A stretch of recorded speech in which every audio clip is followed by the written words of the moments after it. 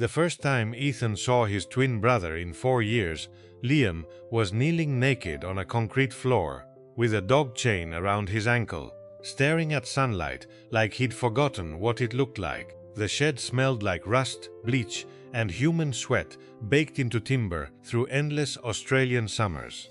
Ethan stood frozen in the doorway behind the old farmhouse outside Dubbo, unable to breathe properly as flies buzzed around the broken light fitting overhead. Liam looked up slowly, not shocked, not relieved, just empty. "Oh," he whispered. "You actually came." Ethan hadn't even known.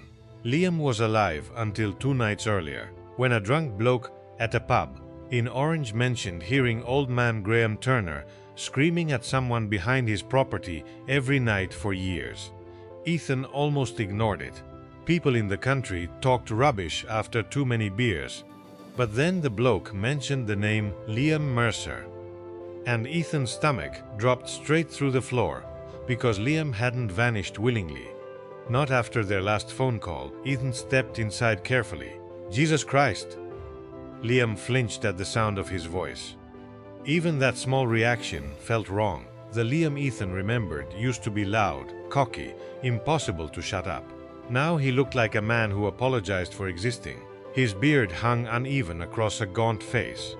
Bruises faded yellow along his ribs. One eye twitched constantly. Ethan crouched slowly beside him. Who did this? Liam stared at the chain. Her family. The answer hit harder than Ethan expected. Sophie Turner.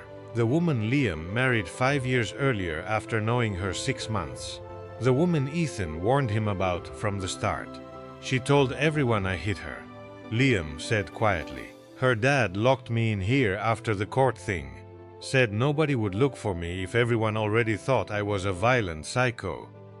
Ethan's pulse hammered violently. That's impossible. People don't just disappear.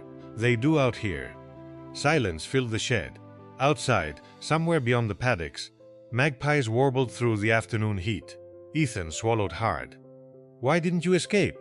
Liam laughed once. Dry and broken. They kept my son away from me. That hurt differently. Ethan had never met Noah. Liam wasn't even allowed photos after the divorce started. Sophie made sure of that. They said if I ran, Liam continued, they'd tell Noah I abandoned him. Ethan looked around the tiny shed again. A bucket in one corner, a stained mattress, scratch marks dug into the walls. 4 years, 4 bloody years. You're coming with me, Ethan said. Liam finally looked him directly in the eyes. You still don't get it. Before Ethan could answer, tires crunched outside across gravel.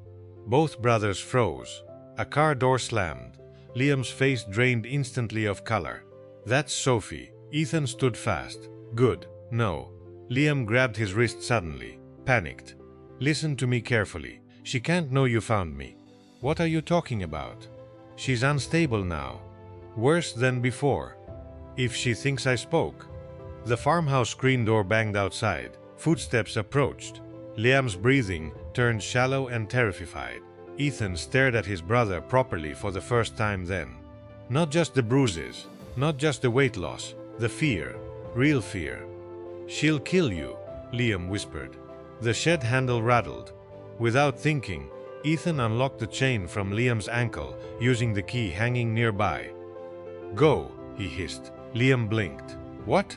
Go around the back paddock. But she'll see you. Ethan looked toward the door as footsteps stopped outside. Then something dangerous formed inside his head. Something reckless. The twins had always been nearly identical, even now. Especially in bad lighting. Ethan slowly picked up the chain. When she opens that door, he said quietly, you're gonna disappear. Liam stared at him like he'd gone insane. Ethan, you said she kept Noah from you. Ethan tightened the cuff around his own ankle. I'll get close to her. I'll find out what really happened. The door lock clicked. Liam's voice cracked with panic. You don't understand this family. But Ethan already sat down against the wall as shadows moved beneath the doorframe. And when Sophie Turner finally stepped into the shed holding a bag of groceries in one hand, her cold eyes landed directly on him. She smiled. Still angry with me, Liam? Sophie dumped the groceries onto the floor beside him, like she was feeding a stray animal. You could at least say hello, she muttered. Ethan kept his head lowered, praying the dim bulb above them hid enough of his face. His heartbeat slammed so hard he thought she'd hear it. Sophie looked different from the wedding photos Liam once showed him. Harder. Her blonde hair was tied carelessly, dark roots showing through. Expensive perfume barely masked the cigarette smoke soaked into her clothes. There was something detached in her expression, like empathy had been carved out of her years ago. She crouched in front of him suddenly. Ethan forced himself not to recoil. "You've gone quiet again," she said softly. "That usually means you're planning something." Her fingers touched his chin. Ice shot through his spine. Then she smiled faintly. "Relax. Dad's not here tonight." Ethan said nothing. He couldn't risk the voice. Sophie studied him for another few seconds before standing again. "Noah asked about you today." That hit him unexpectedly. Sophie opened a water bottle and placed it near him. "He's starting to remember things now. That's becoming a problem." Ethan kept staring at the floor. "He keeps asking why his father disappeared." She laughed quietly to herself. Kids always want the parent they can't have. She turned toward the door, then paused. "Oh, and before I forget," her voice darkened, "if you ever try touching my son again, I'll bury you out near the dam where nobody'll find your bones." The door slammed shut behind her. Ethan exhaled shakily. Jesus Christ. The woman sounded completely normal one second and homicidal the next. He waited nearly 20 minutes before risking movement. When silence settled over the property, he slipped the chain loose and crept outside. The sun had disappeared behind endless paddocks, leaving the land drenched in dark blue twilight. Crickets screamed through dry grass. No sign of Liam Good. Ethan moved carefully toward the farmhouse. Light spilled from kitchen windows. Through the fly screen door, he spotted Sophie pouring wine while speaking on the phone. "I don't care what the solicitor says anymore," she snapped. "The property transfers next month." "Property?" Ethan edged closer quietly. "Noah stays with me," Sophie continued. "That's final." A man's voice crackled faintly through the phone speaker, but Ethan couldn't make out the words. Then Sophie said something that stopped him cold. "If Liam ever resurfaces, we stick to the same story." Ethan's stomach twisted. Story. Not truth, story. Suddenly another voice echoed inside the house. "Mom?" A small boy wandered into the kitchen, rubbing sleepy eyes. Noah. Ethan froze instantly. The kid looked about 7, brown hair. Same sharp jawline as Liam. Same eyes too. Sophie's entire face softened the second she looked at him. "There's my beautiful boy." Noah glanced nervously toward the back door. "Is Dad screaming again?" Ethan felt physically sick. Sophie walked over calmly and knelt beside him. "You know that's not your father, sweetheart, but he sounds like him. That man is dangerous." She brushed hair from Noah's forehead gently. "Your real dad abandoned us years ago." Noah looked unconvinced. Children noticed more than adults realized. "I heard Grandpa hit him before," Noah whispered. The kitchen went dead silent. Sophie's expression changed instantly. Cold, sharp, dangerous. "Who told you that?" "No one." The boy stepped back slightly. Ethan watched the fear in the child's face and suddenly understood something horrifying. This entire family lived on fear, controlled by it, fed by it. Sophie lowered her voice carefully. "You don't repeat lies like that again. Understand?" Noah nodded quickly. "Good boy." She kissed his forehead, smiling again like nothing happened. The shift was terrifying. Ethan backed away slowly from the window, disturbed beyond words. Then his foot crushed dry gravel. Crunch. Sophie's head snapped toward the door instantly. For one split second, Ethan saw genuine panic cross her face.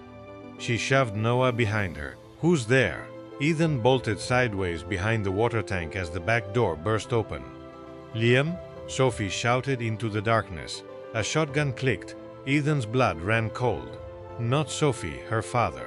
Graham Turner stepped onto the veranda, holding the weapon casually in one hand, scanning the property with dead eyes.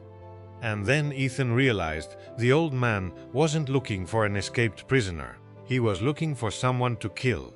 Ethan lay flat behind the rusted water tank, barely breathing as Graham Turner walked slowly across the yard with the shotgun hanging loose in his hands. The old farmer moved with terrifying calm. Not rushed, not nervous, like this wasn't the first time he'd hunted someone on his property. Sophie stood on the veranda, holding Noah behind her legs. "I heard someone near the shed." Graham spat into the dirt. "Probably foxes." "No," she snapped. "I know what I heard." The old man's eyes drifted toward the paddocks. "Then maybe your husband's finally grown a backbone." That word again, husband, not ex-husband, not missing husband. Like Liam was still legally trapped inside this nightmare. Ethan stayed perfectly still while Graham moved closer through the darkness.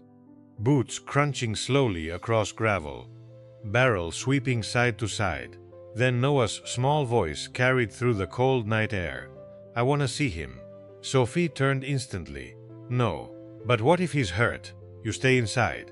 That's still my dad." The silence after that felt dangerous. Sophie crouched in front of him again, forcing a smile that looked stretched and unnatural. "Sweetheart, listen carefully to me. Your father was a violent man. He scared us. Remember?" Noah hesitated, not agreeing, just scared to disagree. Graham noticed too. His jaw tightened slightly. "Boy's getting too old." Ethan's stomach turned. Sophie whispered harshly, "Not now." But Graham ignored her. "He keeps asking questions because you keep letting him think." The old man rested the shotgun against his shoulder. That's how Liam started. Noah looked down at the wooden floorboards. Ethan saw it clearly then. This family didn't just imprison people. They broke them down slowly until obedience became survival. Graham finally turned away from the house. "I'll check the western fence." As soon as he disappeared into darkness beside the sheds, Sophie grabbed Noah's arm and pulled him inside hard enough to make the kid stumble. The back door slammed shut. Ethan waited another minute before moving. Then he ran. Fast he cut through dry paddocks toward the highway, lungs burning as fences and dead grass whipped past in darkness. He didn't stop until the farmhouse lights disappeared behind him completely. Only then did he pull out his phone. No signal. Of course. He kept moving along the dirt road until distant headlights finally appeared. A ute slowed beside him. The driver, an older Aboriginal bloke with tired eyes, leaned across the seat. "You all right, mate?" Ethan climbed in immediately. "Need a phone." 20 minutes later, they reached a servo outside Wellington. Ethan called police first. Then he called Liam, straight to voicemail. Agon voicemail. Panic crept into his chest. He left quickly. "It's Ethan. Call me immediately." The local police station took the report. But Ethan could hear disbelief in the officer's voice almost instantly. "You're saying your brother's been chained in a shed for 4 years?" "Yes." "And you left him there?" "I didn't have a choice." The officer sighed. "Right." Ethan slammed a fist onto the desk. "There's a child living in that house." That finally shifted the mood slightly. 2 officers agreed to drive out to the Turner property immediately. Ethan went with them. But by the time they arrived near midnight, everything had changed. The shed was empty. Clean. No chain, no mattress, nothing. Sophie answered the door calmly in pajamas, while Noah peeked from behind her legs, pretending to be half asleep. Graham stood behind them silently. One officer looked around awkwardly. "Sorry to disturb you, folks." Ethan stared in disbelief. No, this is where he was." Sophie frowned at him. "Who are you?" The performance was flawless. Ethan stepped forward furiously. "Stop lying." One officer restrained him gently. "Sir." Sophie's expression slowly shifted as recognition appeared. Then she gasped softly. "Oh my God." The officer looked between them. "You know him?" Tears instantly filled Sophie's eyes. "That's Ethan Mercer." Everything inside Ethan froze. Sophie covered her mouth shakily. We haven't seen him since Liam disappeared. The officers exchanged looks, and then Sophie said the sentence that nearly stopped Ethan's heart entirely. He's been obsessed with my family for years. Liam used to say his brother blamed me for everything. Ethan stared at her. This woman had prepared for this. Every detail, every possibility. Sophie looked terrified now. Convincing, human. He broke into our property once before, she whispered. Please, my son's inside. One officer stepped closer to Ethan carefully. Mate, he said quietly, I think you should come with us. Then Noah looked directly at Ethan from the doorway and mouthed 4 silent words. He's still alive somewhere. Ethan barely slept inside the holding cell. Every time he closed his eyes, he saw Noah standing in that doorway with fear written across his face. He's still alive somewhere.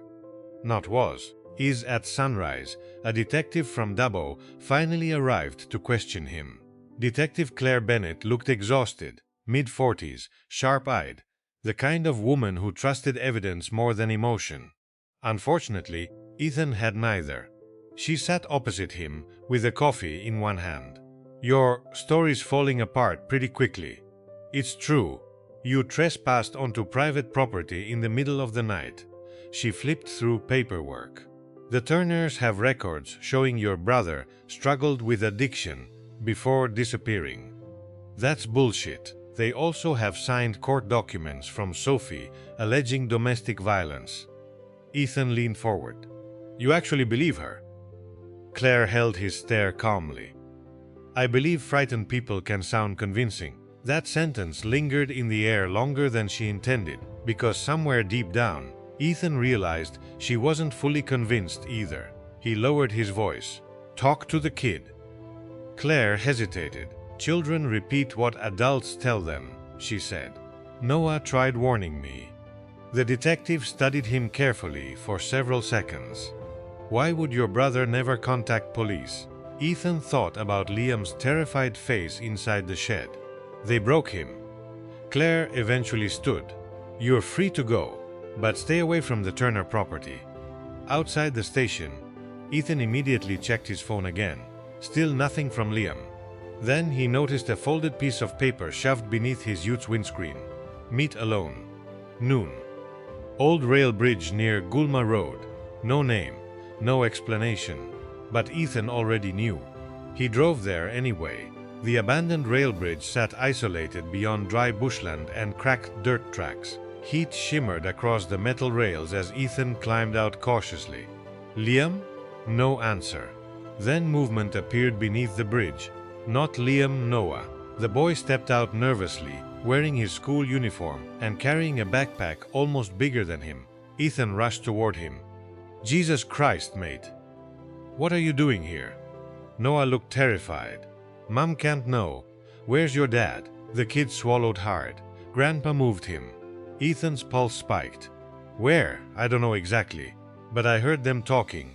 Noah's voice shook badly now. Grandpa said they can't keep him alive much longer. The words hit like a punch to the chest. When? Soon. Ethan crouched in front of him carefully. Noah, has your dad ever hurt your mom? The boy answered instantly. No. Not even hesitation, just certainty. Tears filled Noah's eyes suddenly. Dad used to sneak into my room at night before Grandpa caught him. He'd tell me stories about the beach in Newcastle. His breathing became uneven. He promised he'd take me there one day. Ethan felt rage boiling hotter with every second. They lied to you, Noah whispered, didn't they? Before Ethan could answer, tires screeched violently above the bridge. Both of them froze. A black Land Cruiser skidded to a stop across the dirt road. Sophie jumped out first. Noah went pale instantly. Get in the car, she shouted. Ethan stood protectively in front of the boy. You're done. Sophie looked nothing like the calm woman from the farmhouse now. Mascara streaked beneath furious eyes. Hair wild from driving. Then Graham emerged from the passenger side, holding the shotgun again. You should left this alone, the old man muttered. Ethan's fists clenched. Where's my brother? Noah suddenly screamed. "Grandpa, stop!" The sound echoed across the bridge. For one fractured second, Graham's expression changed. Not guilt, annoyance, like the boy had become inconvenient, and Ethan finally understood the truth. Noah was never being protected from Liam. He was being controlled exactly the same way Liam had been. Sophie noticed Ethan's expression. Her face slowly collapsed, years of lies cracking open all at once. "He ruined everything," she whispered weakly. "You ruined him." Ethan shot back. Tears rolled down Sophie's cheeks now. Real tears this time. "You don't understand what my father's like."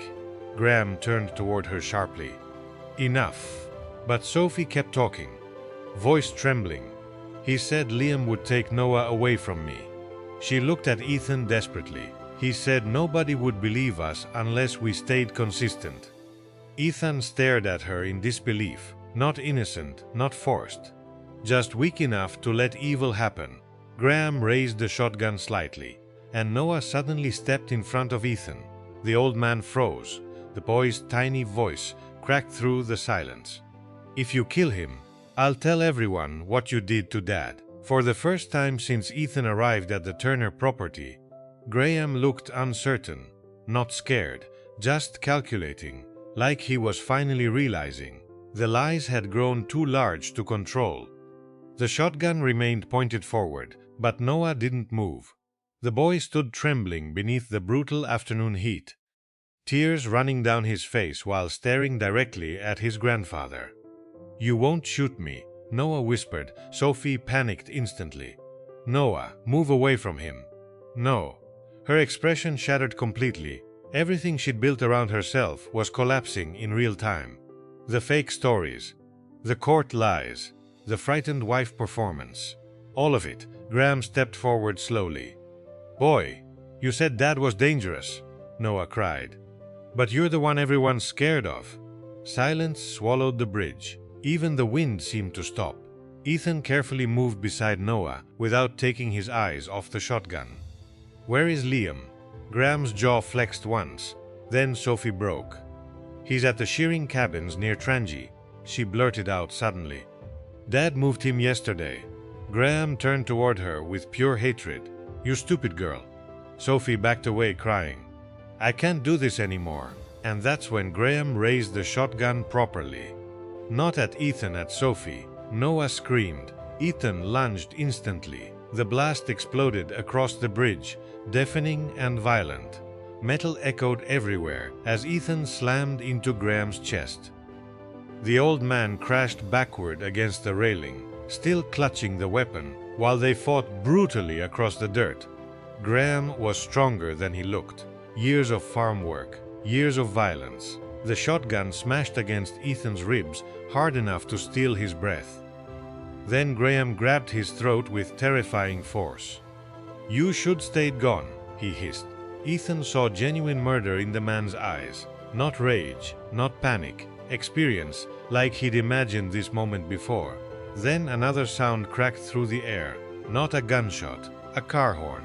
Police vehicles roared down the dirt road toward the bridge in clouds of dust. Detective Claire Bennett jumped out first, weapon drawn. "Drop it!" Everything happened fast after that. Graham tried reaching for the shotgun again. Claire fired once into the dirt beside him. The old man finally froze. Within seconds, officers dragged him face down onto the gravel, while Sophie collapsed near the bridge, sobbing uncontrollably. Noah ran straight into Ethan's arms.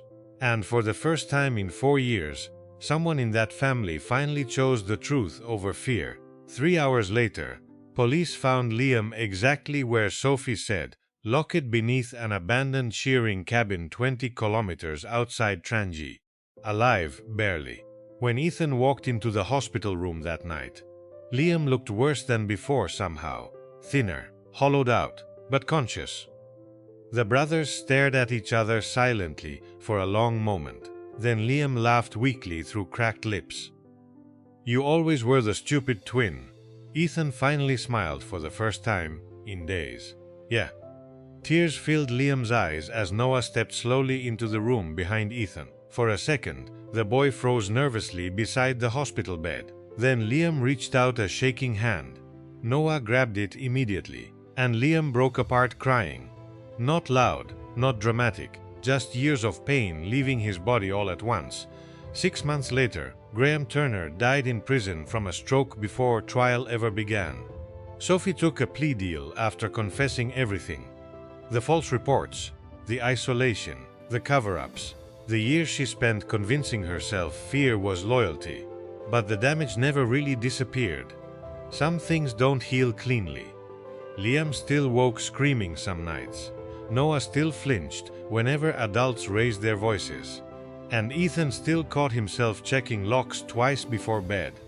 But one evening in Newcastle, the three of them finally stood together, watching the ocean under cold winter skies, while waves crashed violently against the rocks below. The same beach Liam used to describe to Noah through whispered stories in the dark. Noah looked up at his father quietly. "Why didn't you stop loving Mum?" Liam stared out at the water for a long time before answering. "Because sometimes the people who destroy you are the same people you spent years trying to protect." Then he placed a hand gently on his son's shoulder. "But eventually, you learn who's actually worth saving."